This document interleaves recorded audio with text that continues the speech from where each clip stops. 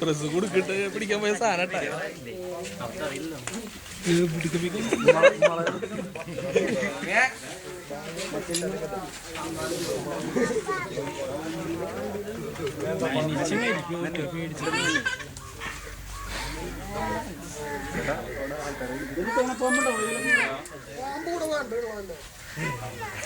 പാമ്പൂടെ പവർത്തില്ല 7 മണി കുറച്ച് പാമ്പ്